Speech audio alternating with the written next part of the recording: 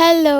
তো নতুন বছর তো পড়েই গেছে। সবাইকে হ্যাপি নিউ ইয়ার। তবে আমার ভিডিওটা দিতে অনেকটাই লেট হয়ে গেল। তার জন্য ভেরি সরি। সো এই ভিডিওটা হচ্ছে 31st এর ভিডিও, মানে বছরের একদম শেষ দিনের ভিডিও। বছরের লাস্ট ডেটা আমি কিভাবে কাটিয়েছি সেটাই তোমাদের সাথে চলো শেয়ার করি। তো সকালে উঠে ফ্রেশ হয়ে নিয়ে তো ব্রেকফাস্ট করে নিলাম। আর এদিকে দেখো আমি তোমাদের ছোট্ট কিছু জিনিস দেখাচ্ছি। সো এইগুলো হচ্ছে হোম ডেকোর আইটেম। তোমরা তো বুঝতেই পারছো আর এগুলো কি কিউট, তাই না? আর এই সমস্ত জিনিসই কিন্তু আনা শিটং থেকে, কারণ কিছুদিন আগেই আমি গেছিলাম শিটং এ ঘুরতে। সেখানকার সমস্ত ভিডিওই কিন্তু আমি আস্তে আস্তে তোমাদের সাথে শেয়ার করব নতুন বছরে। দেন এরপর আমি দুপুরবেলা স্নান টান করে সুন্দর করে পুজোটা দিয়ে নিয়ে লাঞ্চও করে নিয়েছিলাম। তারপর সন্ধ্যেবেলা এখানে আমি রেডি হয়ে নিয়েছি। কেন বলো তো? কারণ সেদিন ছিল 31st নাইট, তো পিকনিক না করলে হয় বলো তো? সেই মতনই কিন্তু বিকেল বেলায় রেডি হয়ে নিয়ে আমি বেরিয়ে পড়েছিলাম সোজা আমার বন্ধুর বাড়িতে যাওয়ার জন্য। আর আমি ওখানে গিয়ে আগে পকোড়ার প্রিপারেশন করে নিয়েছিলাম সন্ধ্যেবেলা খাওয়ার জন্য। তার সাথে কিন্তু কফিও ছিল একদম গরম গরম। তো আমাদের এখানে কিন্তু গরম গরম কফি তার সাথে পকোড়া একদম রেডি হয়ে গেছিল। তো আমরা সবাই মিলে আগে ফার্স্টে ওটাই খেয়েছিলাম। দেন আমি এখানে